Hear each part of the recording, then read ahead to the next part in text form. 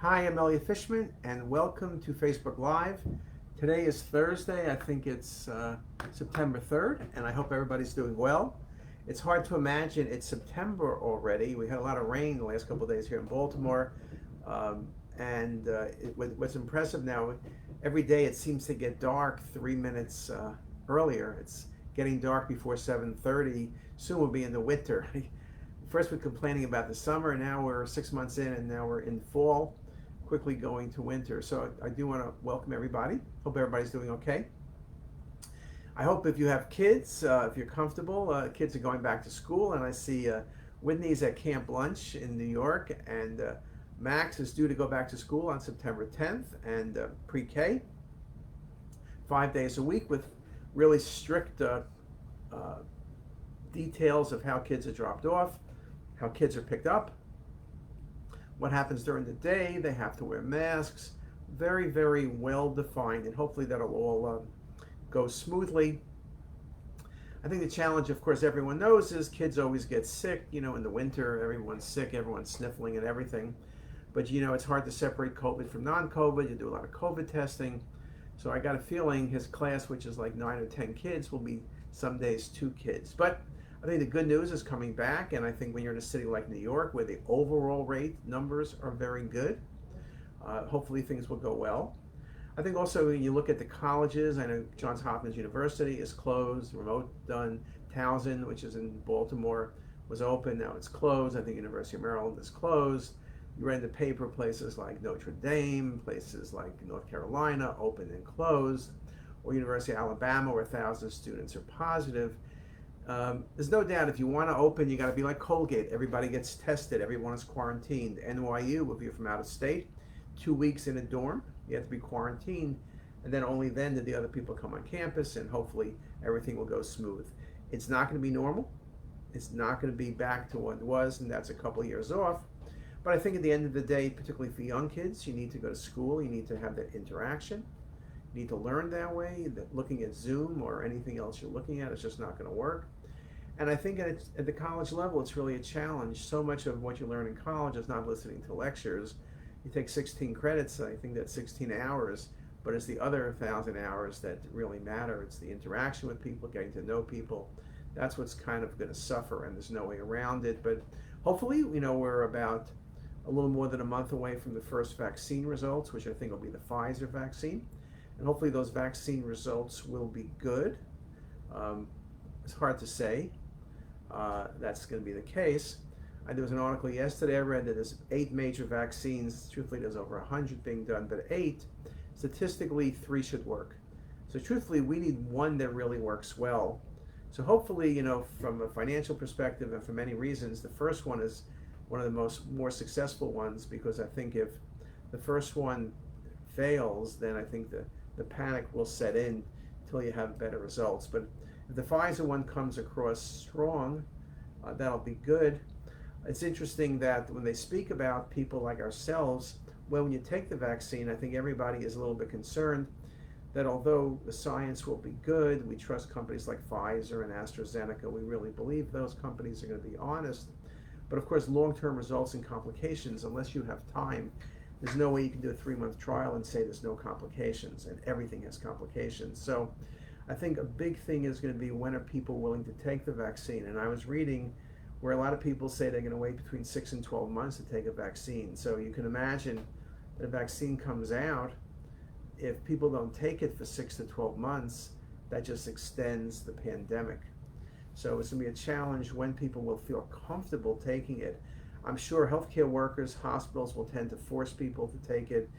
Patients who are older, nursing homes, things like that, people with certain other risk factors, diabetes, many things like that, COPD, patients will get the vaccine in part because it's a risk reward, and in their situation, the risk of having a bad outcome if they get COVID-19 is so much higher than someone who's 20 years of age, where they may not feel anything, and if they do, they may be only mildly sick. So I think everything we're dealing with is the typical risk reward. So I think that becomes very important.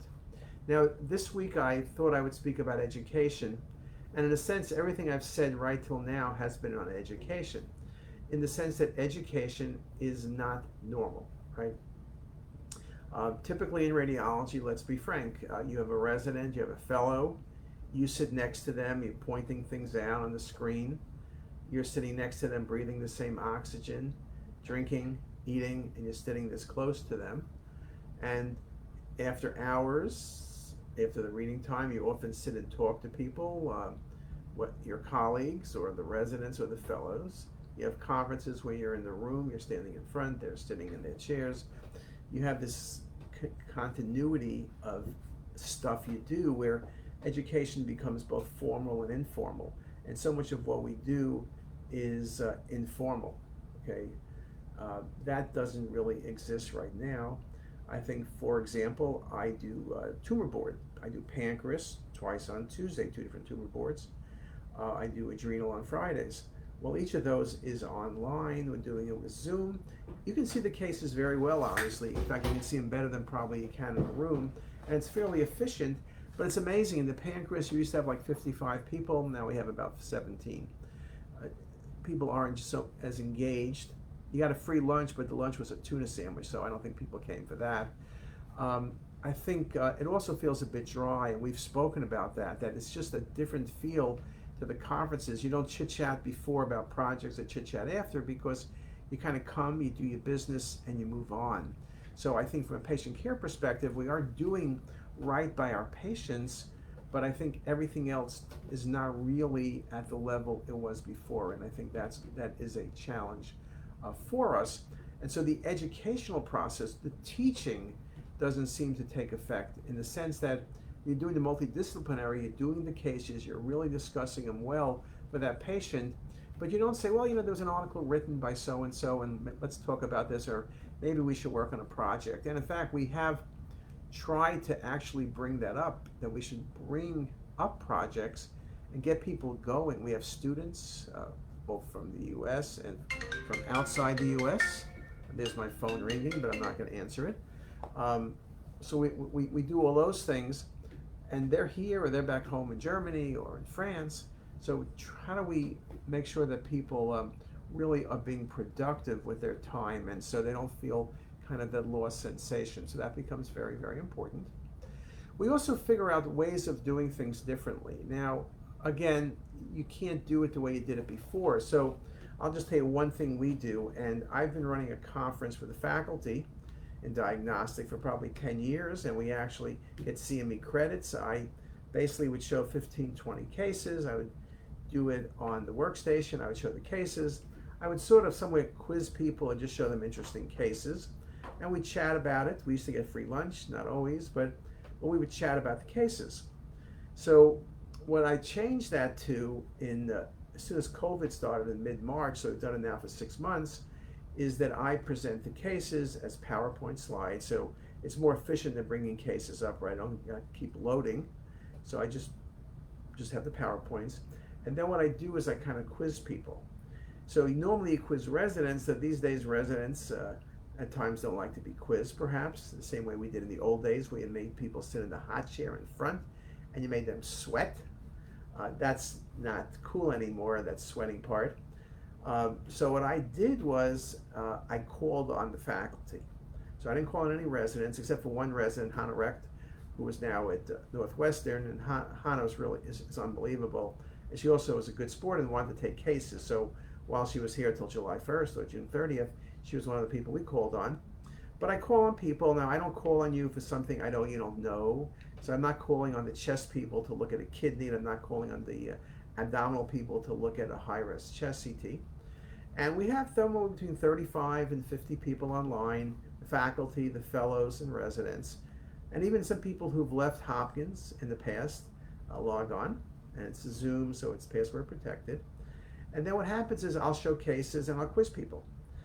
And I'll try to, I'm not there to try to make people look bad, but the cases we really want a discussion. And when I tell people, and people know, is since we have residents and fellows listening, I want their discussion. I want to know what they're thinking and why they're saying what they're saying. I don't want them to say to me, okay, serous cystadenoma over the pancreas. I want to know what you're thinking and how you come to that conclusion, and how certain you are, and why you said that, or why you didn't say that it was a mucinocystic neoplasm. I want to know what you're thinking about. And this way people can see when you're wrong or when you're right.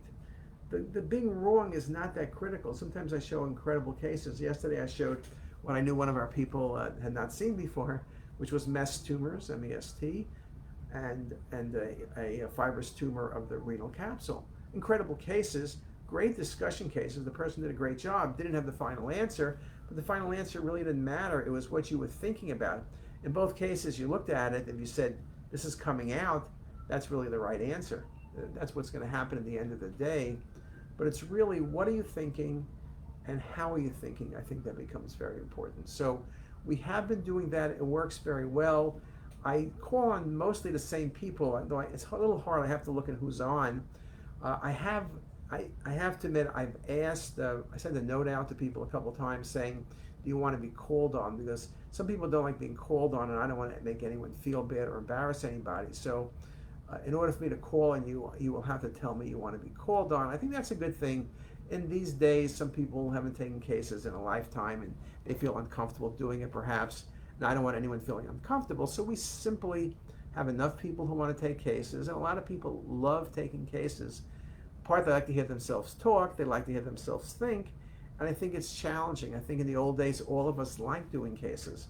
It was always kind of how well could you do? Now, you weren't always correct. I remember one of the first cases I took at Hopkins, Paul Wheeler, who actually was the person who really, for the most part, invented these case conferences or missed case conferences. It's what Paul did. Paul was incredible. He's somewhere in the Cape now, Cape Cod.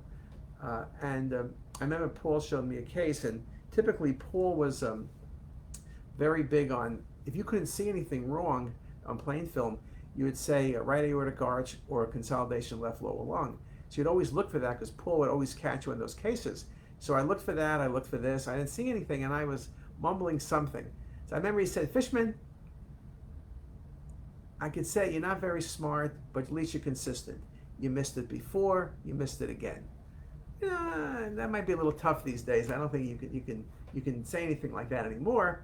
But I do remember the case, and I did not miss it ever again. And I think all of us remember, I think when you talk about your residency, you remember cases from 30 years ago you missed. You don't remember the cases you made.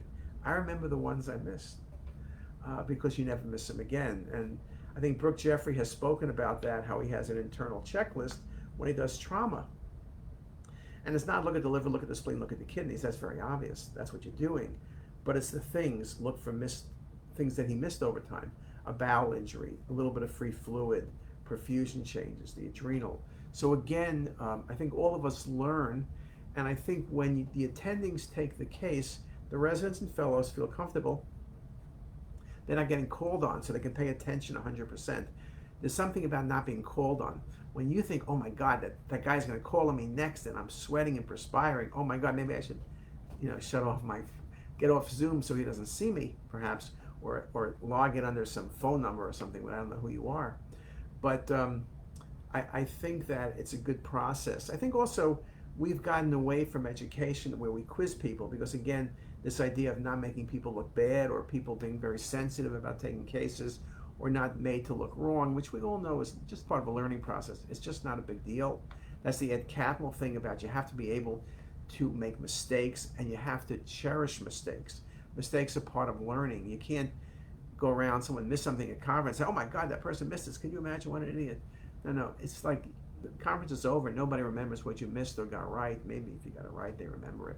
But I think it's important to show the junior people, whether it's junior faculty, whether it's fellows, whether it's residents, is that senior faculty are willing to take cases and willing to risk being wrong and not sweat about it and just keep doing it because they got the opportunity just to show how they think. And it's the thinking part that we really want from people. It's not the answer. It's good to get the right answer, but I need to know, what are you thinking? And if I want you to be wrong, I can give you the cases you'll be wrong every time. And I'm not giving cases where someone looks and says, oh my God, where's the pathology? So no one's sitting there saying, I don't see anything. They always see something. Remember, medical error, half of it is not seeing something. I got rid of that. You're seeing something. Now I'm asking you, what the hell is it? And what are you interpreting as? And what are you doing with it? Okay, so I think that part is really good. And I think if you're looking for ways of doing education, that's kind of a back to the future. doing now what we did 20 years ago and making it work. Now let's see if you have any questions. Let me see my list here. So Whitney's, hey Whitney, and hey Max, hey Sam.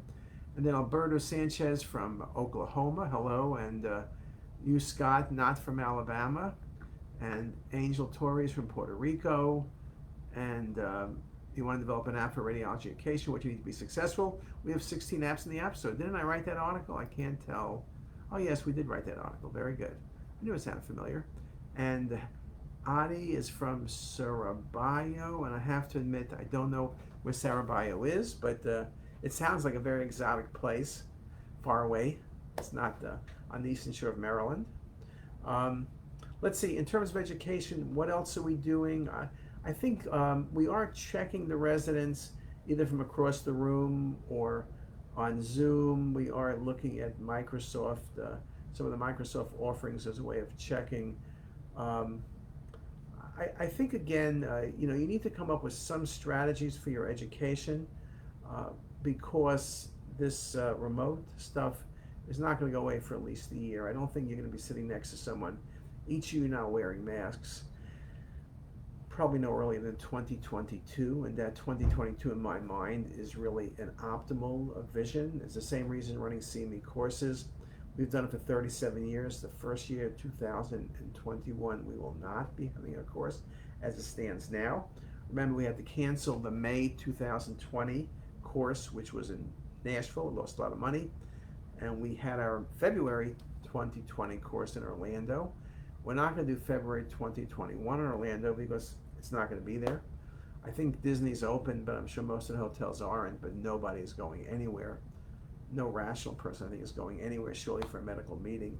And every meeting, whether it's ESI meetings or it's RSNA meetings, Rankin Ray meetings, everything is remote. I think it's going to take a while. I just really don't know when people are going to feel comfortable to go to a medical meeting on their own without worrying about 27 things, getting on a plane, staying in a hotel, eating in a restaurant, walking around, sitting in a room with a bunch of radiologists, not wearing masks. So I don't know when that's going to happen.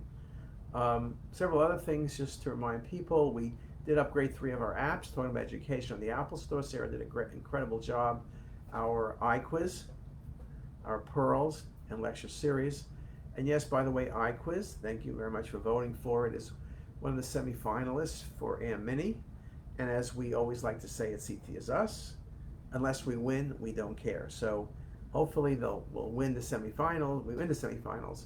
We got to win the next level and then finals. So we've done that 3 out of 5 years, and hopefully we'll do it again. We also have one of our images. It's online as one of the images of the year, and we've won that 2 times in a row.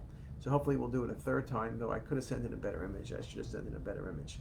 So, and then it's just John Biacchino. John's one of our senior CT techs. We miss the social interaction with the radiologists, and we miss it very much with the technologists. I think, a lot of radiologists don't want to deal with the techs. They don't want to deal with the nurses. They don't want to deal with the other radiologists. So if you're like the Larry David of radiology, where you don't want to deal with anybody, COVID is really good. You don't have to see anybody, talk to anybody, go to any parties, socialize, be pleasant. You just can say, I'm wearing a mask. It's COVID time. But if you're someone who likes to deal with people, likes to solve problems, is interested in other people, wants to really keep that team spirit together, I think the COVID thing is a super, super challenge. So if you have any great ideas what you're doing at your hospital in terms of education, drop me a line, give us a call, and we'll post it on CTisus. There's a bunch of things being written in JSCR. Most of them are kind of common sense and how people are doing things. I mean, this year is going to be amazing, right? You're doing the fellowship applications online, residency applications online, intern applications online. There's no boards, so there's no certification. Who are you taking? Boy, I don't know. You're going to do a 10-minute Zoom interview without any scores, and you're going to say, congratulations, welcome to Johns Hopkins or Stanford or anyplace else. So it's going to be a challenge. I think we're going to have to do it that way. There really is not like we have a choice. But hopefully 4 years from now, we're going to be happy with all the people we took.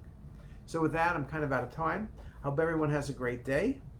I hope everyone keeps safe, and I hope everyone just keeps looking at CTisus and getting back to us, and I'll see you next time. Catch you later. Bye.